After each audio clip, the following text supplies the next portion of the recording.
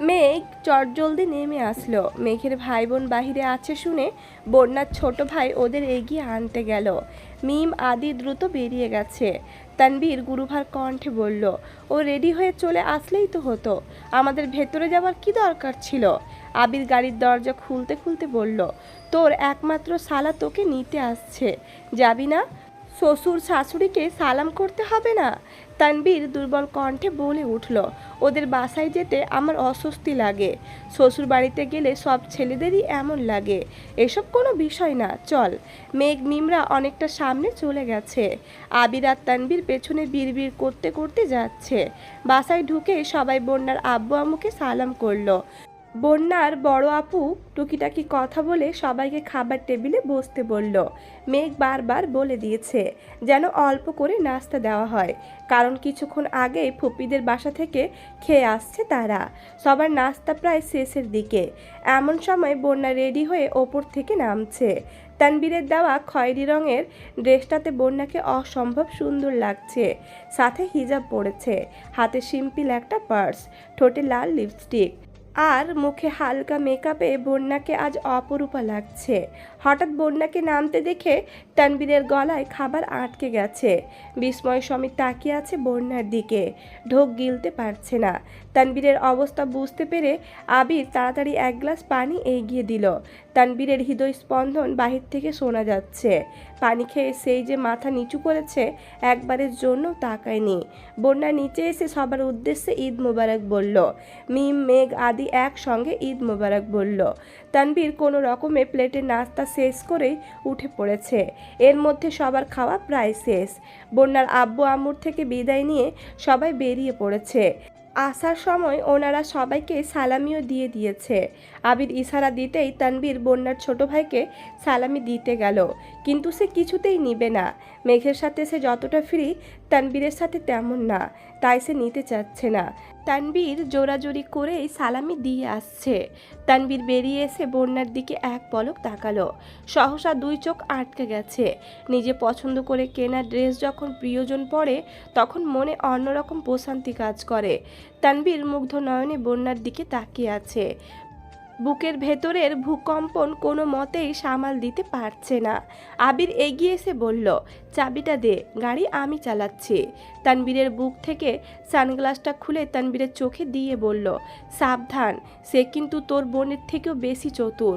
মান সম্মান ডুবাস না, হিরো হতে এসে ভিলেন হয়ে যাস না। আবিরের গাড়িতে বসে একবার পেছনে দেখে নিল। তানবীর পাশের সিটে গিয়ে বসেছে। তার দৃষ্টি কোথায় কে জানে। আবির অতি সতর্কতার সহিত গাড়ি চালাচ্ছে। পেছনে মিম মেঘ আর বন্যা নিজেদের মধ্যে গল্প করতে ব্যস্ত। মাঝে মাঝে আদিও তাতে সঙ্গ দিচ্ছে। সবাই ঘন্টা দুয়েক ঘোরাঘুরি করেছে। এই ফাঁকে মেঘ বন্যাকেও বেশ কিছু ছবি তুলে দিয়েছে। ঘোরাঘুরি শেষে বন্যাদের বাসায় যাওয়ার সময় মেঘ বন্যার ছবি দেখে একটা ছবি সিলেক্ট করে দিল ফেসবুকে পোস্ট করার জন্য। বন্যা আর মেঘ আস্তে ধীরে কথা বললেও আবির সেই কথা শুনে ফেলেছে। আবির সহসা ব্রেক কষল। পেছন ফিরে মেঘ আর বন্যার দিকে এক পলক দেখে গম্ভীর কণ্ঠে বলল, ফেসবুকে ছবি দেওয়ার অভ্যাস ত্যাগ করো। আজকের পর থেকে ফেসবুকে যেন কারো ছবি না দেখি। আবিরের কথা শুনে মেঘ ঠোঁট উল্টিয়ে কাঁদো কাঁদো মুখ করে তাকালো। আবির দেখেও না দেখার মতো করে সামনে তাকিয়ে আবারও গাড়ি স্টার্ট দিল। মেঘ আর চোখে আবিরকে দেখছে। আবির মিনহাজকে ব্লক দেওয়ার পর মেঘের ফেসবুক আইডি থেকে মেঘের সব ছবি ডিলিট করে ফেলেছে। মেঘ বিষয়টা তখনই খেয়াল করেছে, বন্যাকেও জানিয়েছে। আবিরের জেলাসি দেখে সেদিন মেঘ আনমনে অনেকক্ষণ হেসেছে। তবে আজকে শুধু মেঘকে বলেনি, আবির বন্যা সহ ওয়ান করেছে।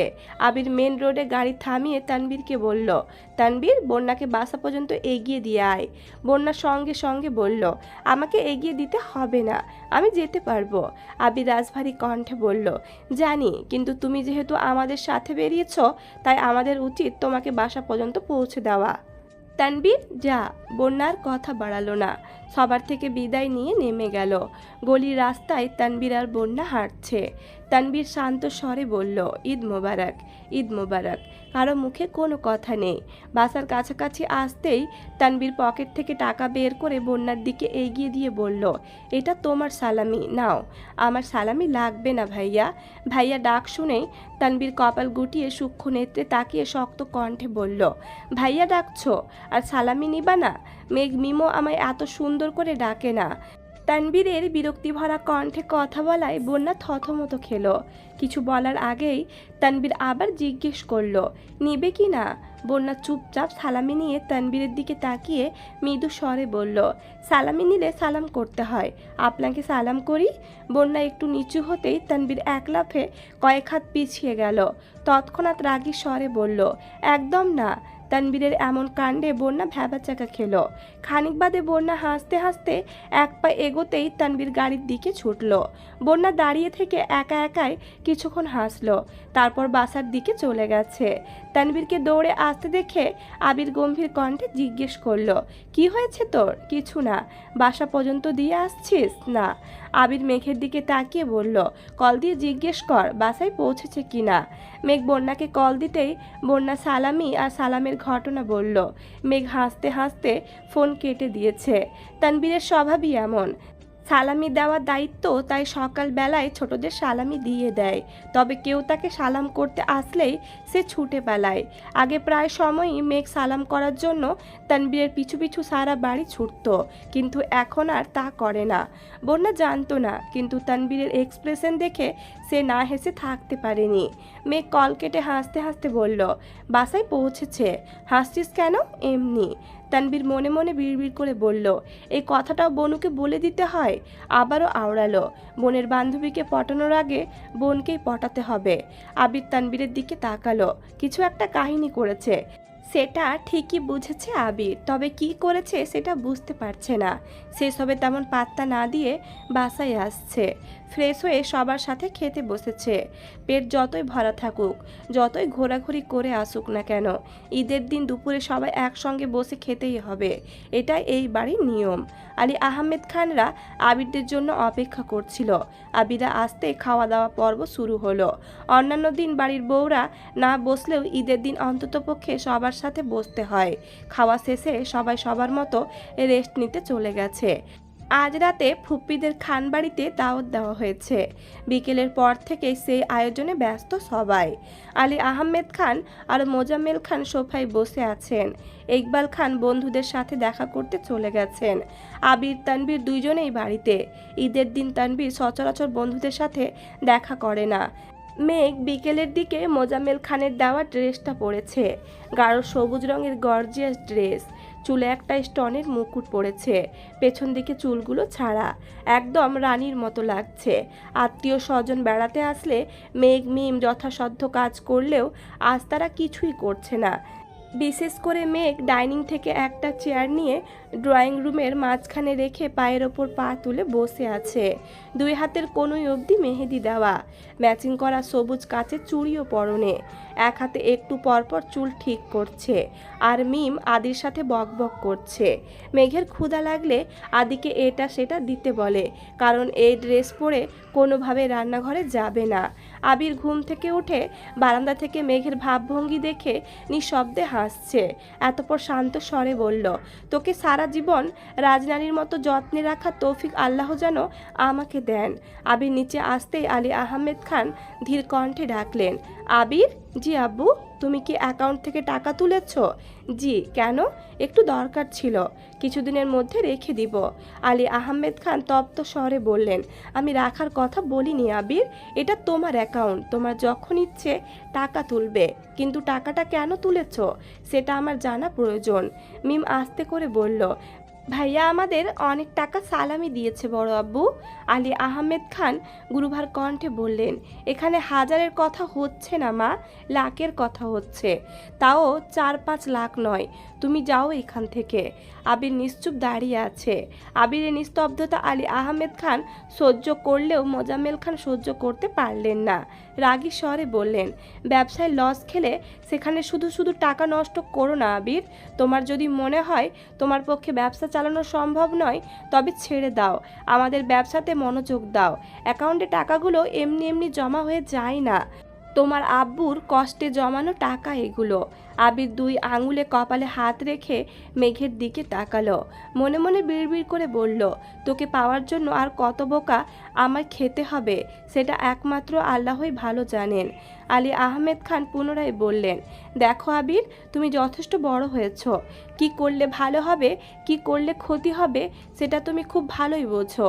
যাই করো বুঝে শুনে করবা।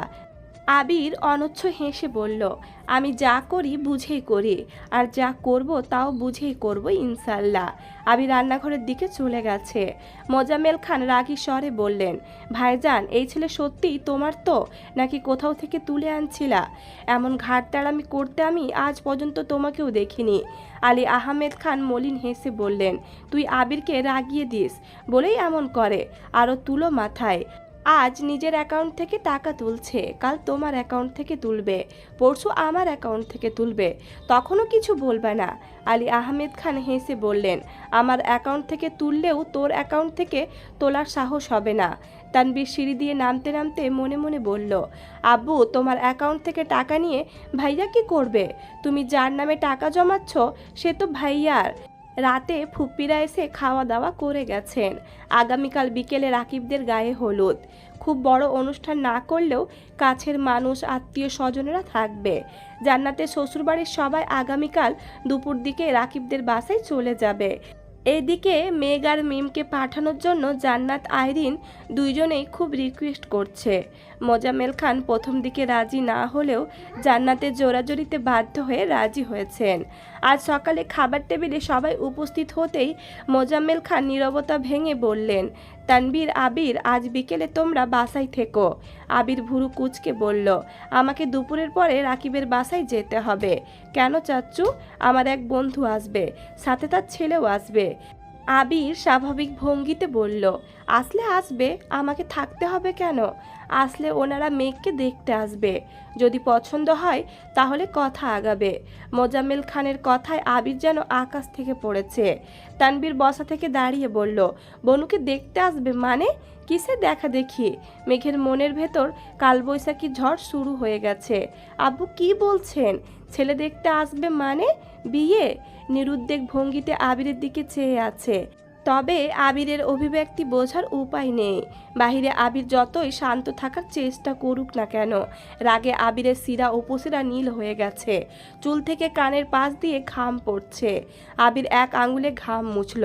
মোজাম্মেল খান ধীর কণ্ঠে বললেন, রফিক আমার পুরনো বন্ধু, কয়েক বছর পর দেশে আসছে, মেঘকে দেখতে চাচ্ছে, তাই বাসায় আসতে বলছি। তানবীর আগে ফুঁসতে ফুঁসতে বলল, আমার বোনের কি রূপ বের হয়েছে যে ওকে দেখতে আসবে? আপনি ওনাদের কল দিয়ে আসতে নিষেধ করেন। আমার বোনকে আমি কারোর সামনে যেতে দিব না। আলী আহমেদ খান ঠান্ডা কণ্ঠে বললেন, তানবীর, মাথা ঠান্ডা করো, ওনারা আসতে চাচ্ছে, আসুক, আমরা দেখি। তাদের কথা যদি ভালো না লাগে তাহলে মেঘকে আনবই না। মেঘ আহামক হয়ে বসে আছে, আবিরের দৃষ্টি প্লেটের দিকে। তানবীর রাগে উল্টাপাল্টা আচরণ করলেও আবির কোনো কথা বলছে না। তানবীরের বাড়াবাড়ি বুঝতে পেরে আবির বাম হাতে তানবীরের উরুতে হাত রাখলো, যেন চুপ করে যায়। ইকবাল খানও তানবীরকে থামানোর চেষ্টা করছেন, কিন্তু তানবীরের চিল্লাচিল্লি থামার নামই নেই। সে মেঘকে কারোর সামনে আসতে দিবে না, মানে দিবেই না। আবিরের ইঙ্গিত বুঝতে পেরে তানবীরের মেজাজ আরও তুঙ্গে উঠে গেছে। তানবীর ভেবেছিল আবির তার আব্বুকে কিছু বলবে, কিন্তু আবির উল্টো তানবীরকে থামতে বলছে। তানবীর রাগে ভাতের প্লেট ধাক্কা মেরে উঠে চলে যাচ্ছে। সবার দৃষ্টি তানবীরের দিকে। ইকবাল খান ভারী কণ্ঠে বললেন, খাবারটা? তানবীর রাগে ফুঁসতে ফুঁসতে ওপরে চলে গেছে। 3 ভাই টুকিটাকি আলাপ করছে। আবির কোনো দিকে না তাকিয়ে প্লেটের খাবার শেষ করেই উঠে গেছে। ওঠার সময় মেঘের চোখে চোখ পড়ল। মেঘের চোখ ছলছল করছে, গভীর দৃষ্টিতে আবিরকে দেখছে। এসেছে, হয়তো আবিরের মন বোঝার চেষ্টা করছে। আবির সহসা চোখ সরিয়ে চলে গেছে। টানা 2 থেকে 3 ঘন্টা তানবীরকে ডাকার পরেও তানবীর দরজা খুলছে না। এদিকে মেঘ রুমে শুয়ে শুয়ে কান্না করছে। মিম মেঘের পাশে বসে মেঘকে বোঝানোর চেষ্টা করছে। আবির ছাদে দাঁড়িয়ে আছে। দুপুরের দিকে তানবীর রুম থেকে বেরিয়ে ফস ফস করে সোজা ছাদে চলে গেল। তানবীরকে দেখে আবির নিঃশব্দে হেসে এগিয়ে আসলো। আবিরের হাসি দেখে তানবীর রাগে কটকট করে বলল, তুমি আমার বোনকে বিয়ে করবা নাকি করবা না? আবির তানবীরকে আলতোভাবে জড়িয়ে ধরে পিঠে আস্তে করে চাপড় মেরে বলল, এত মাথা গরম করলে কিভাবে হবে ভাই? তুই তো জানিস তোর বোনকে ছাড়া আমি চোখে ঝাপসা দেখি। আব্বু এসব কি শুরু করেছে? তুমি কিছু বলনি কেন? তোর বাপের চোখে আমি বহু বছর জেল খাটা আসামি। আমি যাই বলতে যাব উনি তার উল্টো মিনিং বের করবেন। তার থেকে চুপ থাকাই শ্রেয়। তার মানে বিকেলে তারা বনুকে দেখতে আসবে? আবির ঠোঁট বেঁকিয়ে হেসে বলল, বাসায় কে আসলো কে গেল তাতে আমার মাথা ব্যথা নেই, তবে আমার সম্পত্তির দিকে নজর দিতে গেলে আগে আমার সাথে তাকে বসতে হবে। তানবীর ভুরু কুঁচকে তাকিয়ে আছে। আবির পকেট থেকে ফোন বের করে তানবীরকে একটা ছবি দেখালো। তানবীর ছবি দেখে মুচকি হেসে বলল, সাবাস, তুমি আমার বোনের যোগ্য পাত্র। আবির মেকি স্বরে বলল, তোর বোনকে বলিস যেন সাজুগুজু করে থাকে। কার জন্য? আমার জন্য। তানবীর ভুরু কুঁচকে বলল, ঠিক আছে বলবো। এখন ফ্রেশ হয়ে তাড়াতাড়ি নিচে আসো, নাটক দেখতে হবে। তুই যা, আমি আসছি। আবির আর তানবীর আজ সারাদিন বাসায়। তানবীর সোফায় বসে ফোনে গেম খেলছে। মেঘকে তানবীর সাজার জন্য বলেছে। মেঘ সাজা তো দূর, চুল এলোমেলো করে পাগলের মতো রুমে শুয়ে আছে। আবিরের ওপর রাগে মেঘের গা জ্বলছে। কিছুক্ষণের মধ্যে আবিরও নিচে আসলো। দুই ভাই পাঞ্জাবি পরে একেবারে পরিপাটি হয়ে বসেছে। তানবীরের দেখা দেখে আবিরও ফোনে গেম খেলায় মনোযোগ দিল। মোজাম্মেল খান রুম থেকে বের হতেই তানবীর জিজ্ঞেস করলো, আপনার মেহমান কখন আসবে? আমরা কতক্ষণ যাবত অপেক্ষা করছি। মোজাম্মেল খান চোখ সরু করে দুজনকে দেখলো। হালেমা খানের দিকে তাকিয়ে চোখের ইশারায় কিছু জানতে চাইলো, কিন্তু উনিও ঠিক বুঝতে পারছেন না কিছু। ইকবাল খান এসে আবিরের পাশে বসলেন। এর মধ্যে আলী আহমেদ খান রেডি হয়ে রুম থেকে বেরিয়ে জিজ্ঞেস করলেন, ওনারা এখনো আসলো না কেন? সবাই টেনশন করছে। এদিকে আবির তানবীরের মনোযোগ ফোনে। মালেহা খান আবিরদের কাছে এগিয়ে এসে রাগী স্বরে বললেন, কোথায় এগিয়ে গিয়ে তাদের নিয়ে আসবি, তা না করে তোরা ঘরে বসে খেলছিস। আবির উদাসীন কণ্ঠে জিজ্ঞেস করলো, আমরা ওনাদের জন্য ঠিক কোথায় গিয়ে অপেক্ষা করব আম্মু?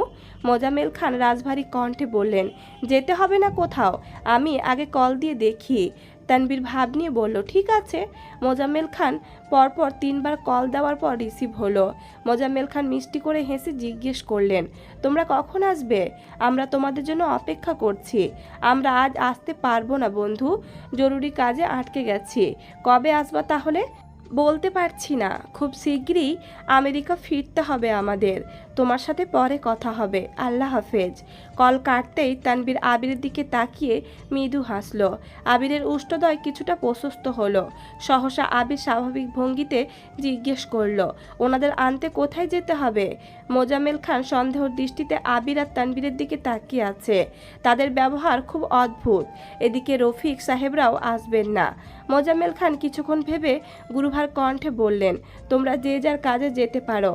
তানবীর সোফা থেকে উঠতে উঠতে মিমকে বলল, এই মিম, বনুকে বল তাড়াতাড়ি রেডি হতে, আর তুইও তাড়াতাড়ি রেডি হয়ে নে, রাকিব ভাইয়ের গায়ে হলুদে যেতে হবে। আলী আহমেদ খান আস্তে করে বললেন, রাতে থাকার দরকার নেই, প্রোগ্রাম শেষ হলে বাসায় চলে এসো। আচ্ছা। আবির কিছুক্ষণ আগে বেরিয়েছে, প্রয়োজনীয় কিছু জিনিস কিনে রাস্তায় অপেক্ষা করছিল। তানবীর রাস্তা থেকে আবিরকে নিয়ে গেছে। পেছনে মিম আর মেঘ বসা। মেঘ চোখ বন্ধ করে বসে আছে। আব্বুর প্রতি যতটা না রাগ উঠেছিল তার থেকে অনেক গুণ বেশি রাগ উঠেছিল আবিরের ওপর। মেঘ নিজেকে নিজে প্রশ্ন করলো, আবির ভাই কি সত্যি আমাকে ভালোবাসেন? রাকিবের বাসায় আসতে রাকিব সূক্ষ্ম নেত্রে আবিরের দিকে তাকিয়ে আছে।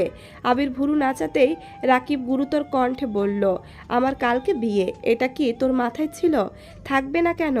জেনে শুনে এত বড় রিস্কে আমায় পাঠিয়ে দিলি যে? আমার কখনো কোনো কাজে ভয় লাগেনি, অথচ আজ ভয় লাগছে। রিয়াটার কথা খুব মনে পড়ছিল। আমার কিছু হলে মেয়েটা বিয়ে ছাড়াই বিধবা হয়ে যেত। আবির মুচকি হেসে বলল, এত সহজে তোর কিছু হতে দিব না আমি। চিন্তা করিস না, আগে চাচ্চু হবি, তারপর। এমন সময় মেঘ আসছে। মেঘকে দেখে রাকিব আবিরকে প্রশ্ন করল, তারপর কি, মরে যাস? বাহ আবির বাহ, দেখেছ মেঘ, তোমার আবির ভাই আমাকে মরে যেতে বলছে। মেঘ রাজভারী কণ্ঠে বলল, উনি তো চান আমরা সবাই মরে যাই, তাহলেই উনি মুক্তি পেয়ে যাবেন। মেঘের মুখে এমন কথা শুনে আবির ভুরু যুগল নাকের গোড়ায় টেনে নিল। মেঘের মনে এক আকাশ অভিমান, যা তার কথাতেই ফুটে উঠেছে। রাকিবও স্তব্ধ হয়ে গেছে। এর মধ্যে জান্নাত এসে বলল, মেঘ চলো তোমাকে শাড়ি পরিয়ে দিই। না আপু, শাড়ি পরার মতো মন মানসিকতা আমার নেই। কেন, কি হয়েছে? মেঘ ঢোক গিলে আকুল কণ্ঠে বলল, হয়তো খুব শীঘ্রই আমার বিয়ের দাওয়াত পাবে। জান্নাত ভুরু কুচকে চেয়ে আছে। মেঘ চোখ মুছে মিমের পাশে সোফায় গিয়ে বসলো। রাকিব জান্নাতকে ইশারা দিতেই জান্নাত ভেতরে চলে গেছে। আবির সোফার কাছে গিয়ে গম্ভীর কণ্ঠে বলল, মিম তুই ভেতরে যা। মিম সঙ্গে সঙ্গে উঠে গেছে। আবির মেঘের পাশে বসে মোলায়েম কণ্ঠে বলল, কি হয়েছে তোর, এত অভিমান করছিস কেন? মেঘের চোখ দিয়ে টুপ টুপ করে পানি পড়ছে। মেঘ দুই হাতে বারবার চোখ মুছছে। আবির আবারও জিজ্ঞেস করলো, কথা বলবি না? মেঘ কাঁদতে কাঁদতে বলল, মেয়েদের আপন বলতে কেউ থাকে না। যদি কখনো কাউকে আপন মনে হয় তবে তার সঙ্গেই না হয় কথা বলবো।